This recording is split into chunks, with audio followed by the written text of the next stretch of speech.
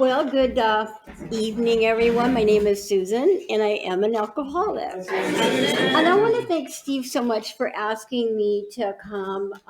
This is the first time I've been at this meeting, and I've heard about it, and now I think you know, going to come more often. Welcome. Thank you. I want to.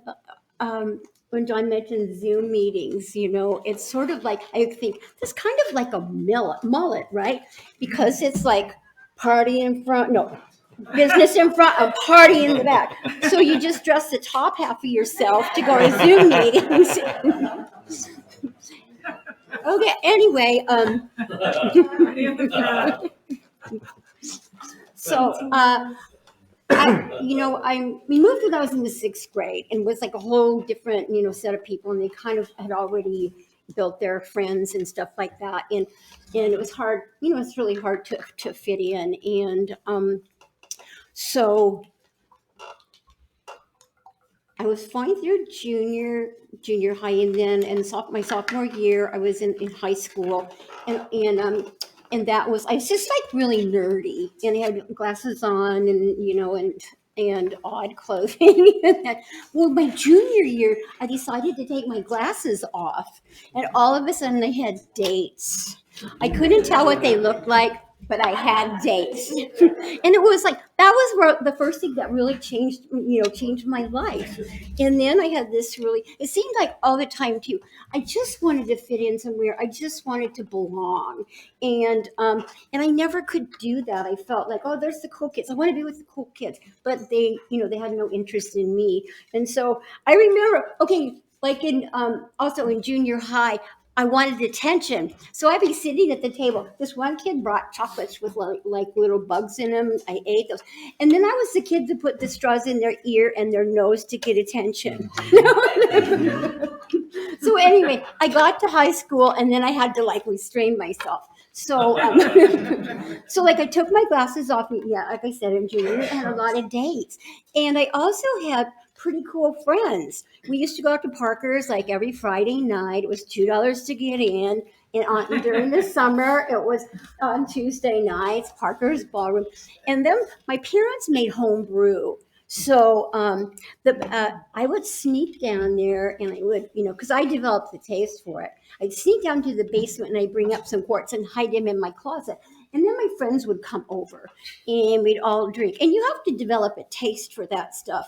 We all managed to do that. So my parents would drive us out to Parker's, and we got our own, ride home. But they wonder, and I talk to my parents like later in life, and they go, "We wonder why we were laughing so much," and they didn't have a clue what we were doing.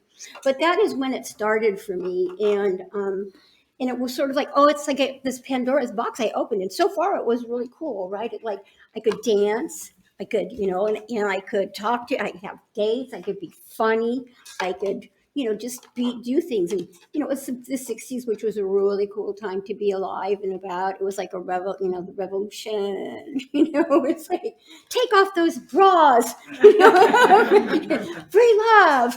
I think that kind of like the guys won out on that part, though. So anyway, I loved it. I was in Los Angeles for a while, and then it was like the music was the Grateful Dead and Big Brother and the Holding Company, and Frank Zappa, and all this really cool music, and it seemed like really accessible. And so I moved back from LA, and I came to back to Seattle, and I continued my partying and stuff, and my drinking increased. And at one point, every time I left home, I kind of go back to my parents' house to just kind of straighten out till I could find a place to live and get a job. And so at one point, I decided I would join the circus. Well, I just started like, this is after school, and I always thought you had to go to college, and then you had to be like a nurse, or you had to be a teacher. So that's what I went for. But they put me in chemistry, and it was like never had chemistry, and I got introduced to pot, and then I was wondering, I'm reading John Paul Sartre and I'm smoking pot, wondering why I'm depressed. And so I quit school. That seems like the solution. And I lived in the university district, with the Ave was all happening, and and I was up for it, and the Trips festivals and all these really cool places and things. And then went to LA again. Started working down there, but it was like I just was drinking so much, and I hated it. I really hated it. I mean, there was really cool things down there, but it was still fun. Go to bars by myself and no one would talk to me, even though I didn't have classes. So anyway, I went back home, and then I started doing some theater in Seattle. I didn't know that you could do that. You could go to college and do that. So I started doing that, and then I was like assistant manager down at the Moore Theater, and these people, they were called the Whiz Kids or something, and they had names like Leopard Skin Chenille and Jane Fondue, and they just crazy stuff. They got on stage and did crazy stuff.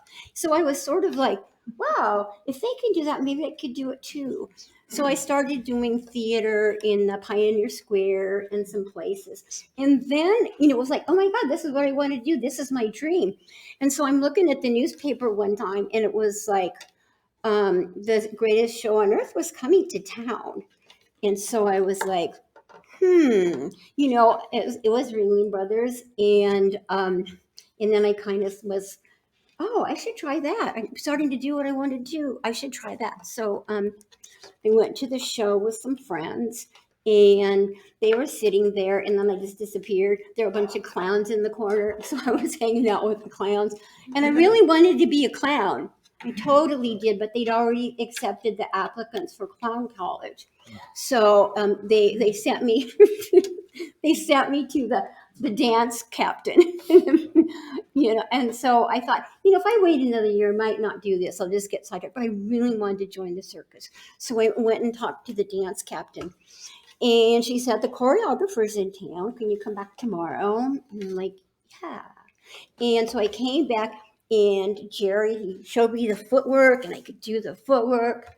And then he showed me the arms, and he could do the arms. And he said, now put them together.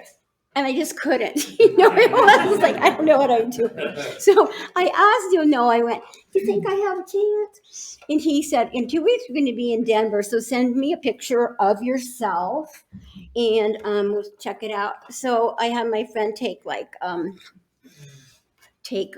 it's a lot of time.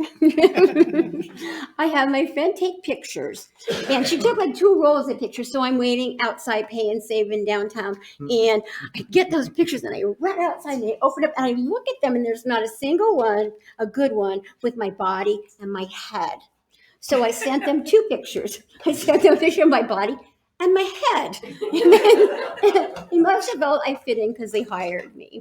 But that was another thing too. God, I love the circus. It was just so fun, and people from all over the world. And I was just in awe of everyone. And I was like what was called a showgirl. It was like we had the shortest, flattest showgirls in the world. So anytime somebody would leave, I go, can I have your bus pads? So anyway, that was really fun. And we, the Bulgarians and the Polish guys would go to in Washington D.C. and get a lot of alcohol, and they got it for really cheap, $1.60 or something. So there was always something to drink, and we used to. Before I got there, and my other friends got there too. I didn't meet them till I got there, but they only used to party on Saturday. Had 3 shows, and they only used to party on the last show after the spectacle, and then we would have a drink. We changed that, and we started. Pie Car John would always fix us a drink on Saturday morning at 11, and it would be like schnapps, vodka, and some other weird thing. But you kind of waited till the little bit later to drink it, because we did aerial work.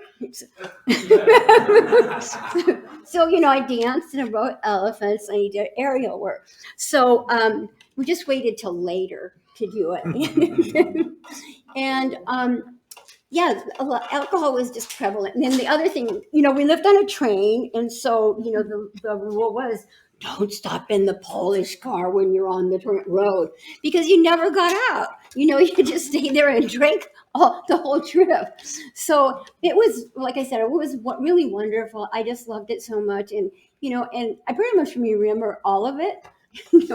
But so one time we're celebrating, and the last year I was there, it was kind of was it 1976. So we had these like costumes of like all spangles and stuff, really pretty, and we held my friend Araceli and I. We stood on elephants. We each had a American flag in our hand, and then we would walk out there on top of the elephant, and then the elephant would bend over and pick up the elephant trainer's wife by the neck and the leg.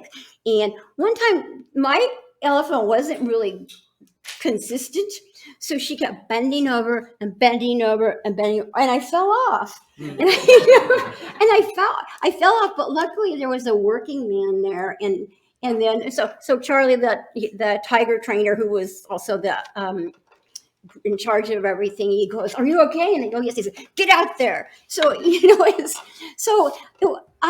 loved it. I loved everything about it. I did. The thing about the drinking though is I hated myself. I just hated myself. I had we'd party, and everywhere we went we were pretty. People liked us, and because we left our makeup on, we're great, and we bring some of them to the show and that. But the drinking was just like so bad. It was like there was not a day that I didn't drink, and my friend, I remember my friend, like one time she was crawling through the train car trying to get to her room. But it was like, that's just like what it was. And also, one time when I was hearing a speaker, this is after I'd been sober a little while, and she talked and she said, it was at Magnolia, and she mentioned that she had been kind of loose during her days before she got sober. And that was really important for me to hear that, because that was kind of a secret, because I've been pretty loose. And it was kind of a secret. When she said it, I was like, that was the first time I heard it. And that's kind of like, when you speak at a meeting, you just have to, talk about from your heart, because you don't know who's listening, and you don't know, who you're going to say something that somebody's going to like, it's really going to impact them. So I'm not that girl anymore. so anyway, I came home from the circus, and I could only work in bars. That was it, and I would like work down at, in Pioneer Square, and I had to buy cocaine to get me through the night.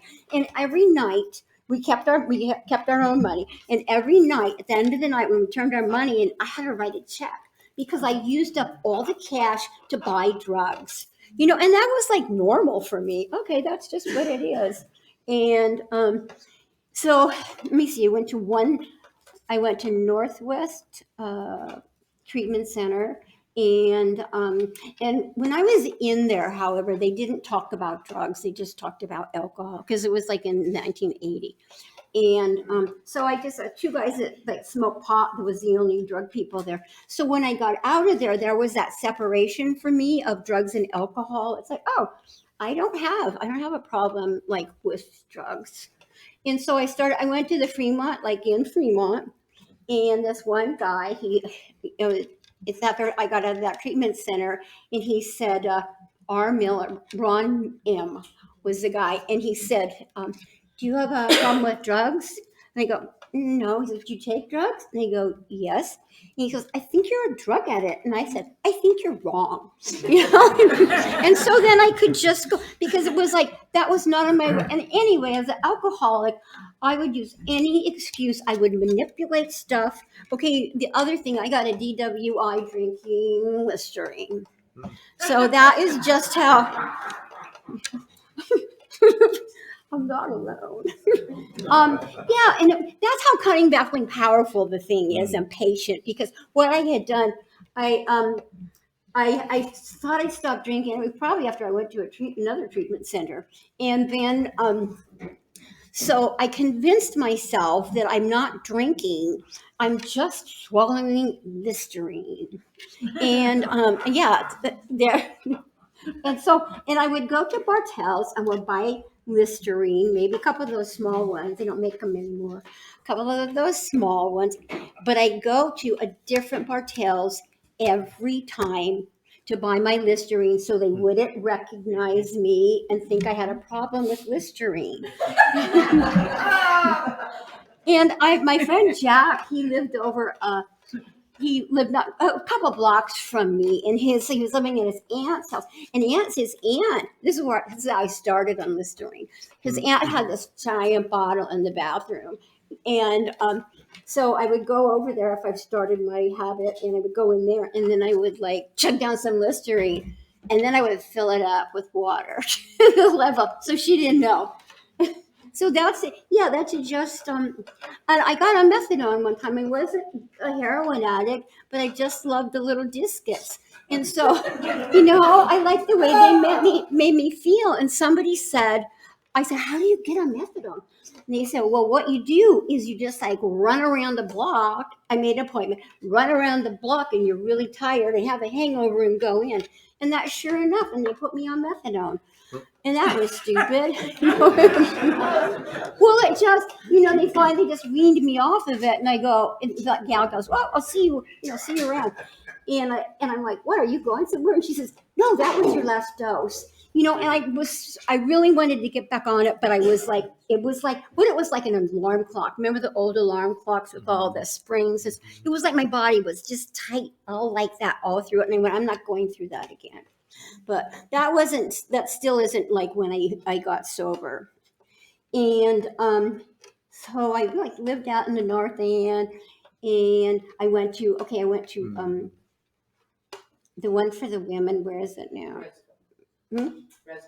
Res 12. That was my third try at it. So I went there, but I moved back in with the guy I was living with, and he was still doing drugs. And so, it's like, I knew you're not supposed to move home with somebody. Like, I knew it, but okay, I'm going to do this. But I went, and then I was like out in drugs and alcohol. So, where did I go from that? Oh, that's when I got the DWI for the Listerine.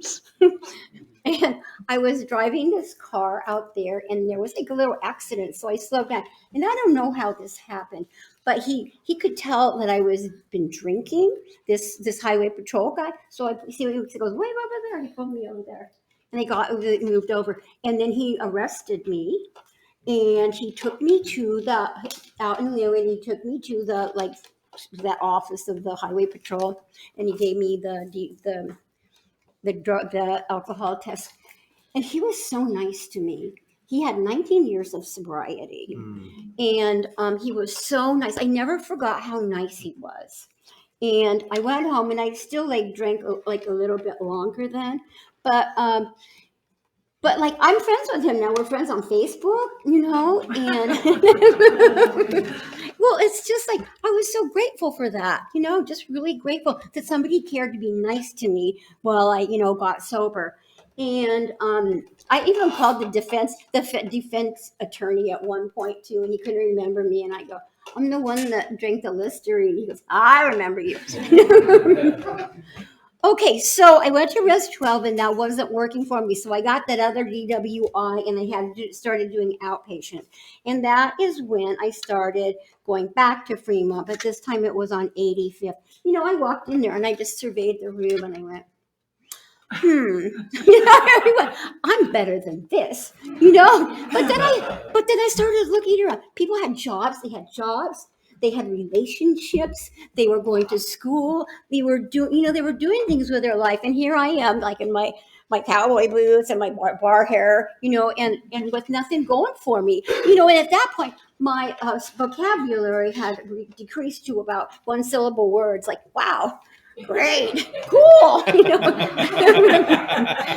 I love this thesaurus, but everything just disappeared, and so so I I would go there, and I had a couple of sponsors, and then I got a male sponsor. I really liked him because he was patient, and so he's the one that really took me through the first 5 steps. I quit after that, but I would be out in the parking lot at McDonald's behind the Fremont, and I would tell him I was working at the little sandwich shop inside the G, where the G, there was the 449 Club, Bob's Butt Hut. I was working there and I was making sandwiches, and I complained to my sponsor. I was like, I can't make these sandwiches because the girl that's making the coffee, there's something wrong with that. And he would go, it's not your business. And I go, yeah, but no, it's like it's not your business. Your business is like what you're doing. And that was when I started to learn about that was what was important. I can't change everybody around me. I didn't let it go right away, but I was like, oh, everybody else is exactly the way they're supposed to be. And the one I'm changing, need to change from the inside. And that was a slow process. And also in my early sobriety, I would go, oh my God, if I just know how this is going to end, I'll be okay. How is this going to end? Just tell me. And then I can relax, and it's just not like that. So, yeah. And then there was like, people would speak there and I go, oh, I'm not doing that. Then somebody else would say something opposite and I go, oh, I'm not doing that either. So there was a guy named Crazy and I was sitting next to him and I go, Praise, they said that and they said that. And then he said, take what you need and leave the rest. But my feelings got hurt because I didn't know I didn't know how to think. I didn't know what I thought, and so he kind of hurt my feelings, but I got over it. But all those little things are so important, all those little signs and stuff. And then also, the one about think. Well, like when I was going through the book at one point, my sponsor was like, don't say think, don't say drink, say think. So, and drink is in there a lot of times. So it's like, take me out of this thought process and just do what I'm supposed to do. But yeah, there's just so many things, like now too, I think like kind of, in my life now, I really like where I am, and I've gone through different changes and and insecurities and that and had FOMO, fear of missing out, and all that, and I'm in a place where I'm cool. I don't need to be invited every place. I'm happy where I have 2 little kitties, and I have friends. I go around Green Lake. I volunteer at the zoo, and that is amazing. So any of you who are retired, you might think about that. You get your own. You come in when you want. You just sign up for a shift, but you get to learn so much about the animals. It's so fascinating to me, and also I like to talk a lot. So so I talk to people even if they don't want me to. It's lucky I don't ride buses, right? So yeah, okay. So going in and just in Fremont in the beginning. Oh, the other thing is too, we go to Fremont, we'd all meet up at Fremont, and then we go to another meeting. But we had to get back to Fremont because we didn't want to miss anything, And so, but they had dances there too, and that saved my ass. I love to dance more than anything, and so the COVID's really sucked. I can only dance to commercials in my house.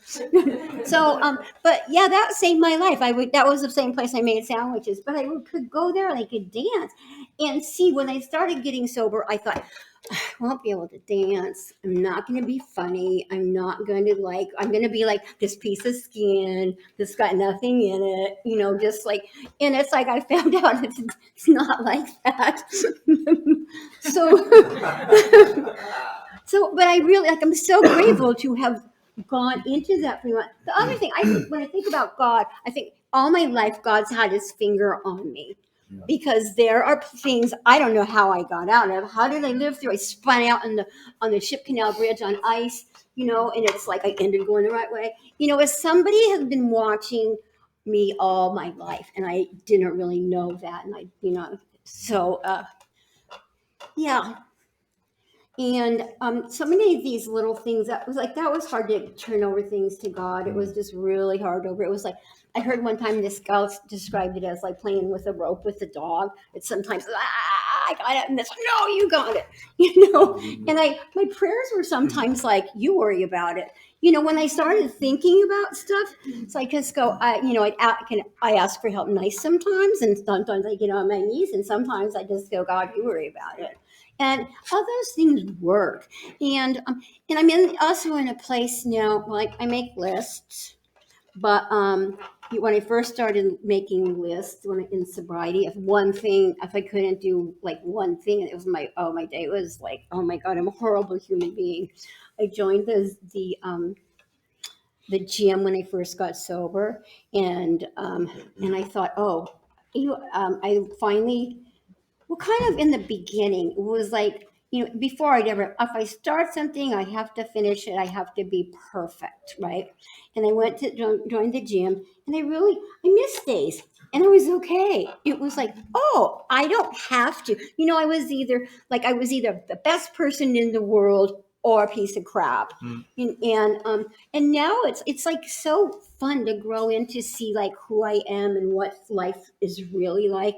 And one of the things too that I would complain about the government all the time, I guess that hasn't really changed, but but I would complain to my sponsor, and he would go, "It's not your business."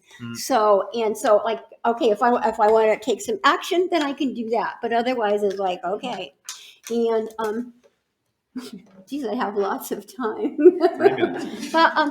But okay, let's take a breather. Yeah, I just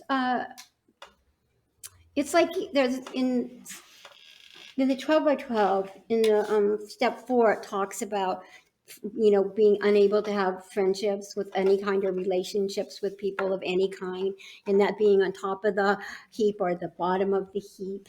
And so the only way that I could go through that is like go through the steps, and first it was 1, 2, 3. And I went, and I looked at this, the steps, and I was just, I wasn't going to do 4. I wasn't going to do 9. I wasn't going to do 5. I just was like, I'm not doing those. It's like, I'm just going to pick and choose. But, and I did 1, 2, 3 for quite a while. And then finally, and here I was still in Fremont. And I'm, and it's pretty much a first step hall. And it was like, it saved my life. I went to meetings at noon, at 5, at 8, at 10. Once in a while I hit the nooners. And the midnight ones.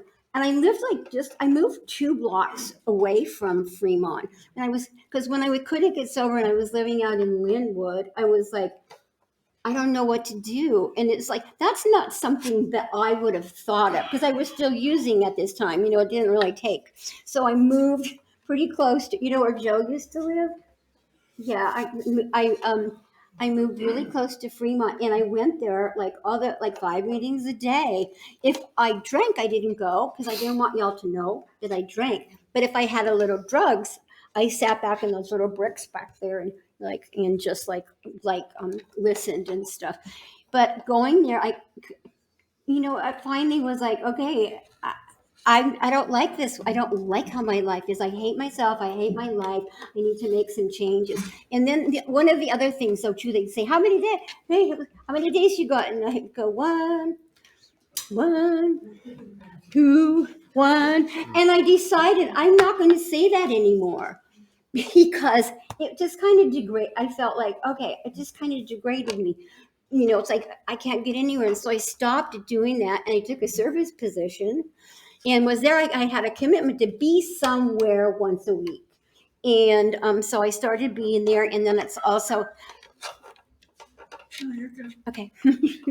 And so, yeah, it's just like those like little things, those little things that I asked for, like I asked for help. I still ask for help. Sometimes I forget to be grateful. Mm. I'll go off on myself and about, oh my gosh, what's going on? And if I just take a moment and if I sit on my porch and look at the flowers out there, and I have lots of birds in my yard too, and because I feed them, and but I just like look out there, and that fills me up. That fills me up so much. Just the little things in life where I just had to like go to the end, jump off the pier, do anything, anything to just keep going and to find out that gosh, life is sweet. Mm. It's just really sweet, and there's, this stuff still happens. Like my little kitty now has congestive heart failure, but but he's like doing okay. He has a cardiologist. I don't. But and it's like little animals, they're never going to live as long, as like I am or anybody, and we kind of know that when we get them. But that's so much. I appreciate them so much. These just the little critters that hang around and you can love and they love you. Yeah, my life's gotten pretty small. And it's just right. Okay, what's going on right now? I'm moving into my house, to a house in by Green Lake that I grew up in. I can't get my shit together in the house I'm still in. I mean, that's like so much stuff. It's like I had it since 1982. You know how you go, I don't know what to do with this. I'll put this in this room, and pretty soon that room's full. So you find some way else to do it. So I have all this stuff. So I think this one I got to get down on my knees for. Serious. So I'm so glad. If it wasn't for you people, this was the first. When I went to Fremont, was the first place in my life that people like welcomed me. I got fired from Swanee's Comedy Underground. That was like real derelict club. And I told somebody that they could never come back after I'd been drinking all this tequila. And so, I said, should I come back tomorrow? And they went, no. But yes. So, now like people like me and they want me to stay places and they go, why didn't you apply for that? Because I don't want to be a manager. I just want to have a job right now and just make it small, keep my life where I can manage it. So, oh my gosh. So, okay, so yeah, what I was going to say too, that like, they never asked me to stay at the bars. They didn't ask me about that stuff, and now I'm around people. I can still go dancing. I went dancing 2 weekends ago. I'm starting to go out like with math. And most of the people that I know, they played at the Scarlet Tree and they're sort of, it's like, oh, you're still alive? Like we lived through this. Because, and it's so great. I'm so grateful to be able to see. I'm so grateful. And then it's like, okay, there is a time too. I go, why me? Why am I sober? Why me? I don't get it. I'm not anything special. And then it was like, I guess I'm here to like talk to other people and help newcomers and pour coffee, and just do small things and be part of, of life. And so that I was okay with that. It's like, okay, got it. So, well, thank you again for all you for listening, and thank you. Thanks for asking me.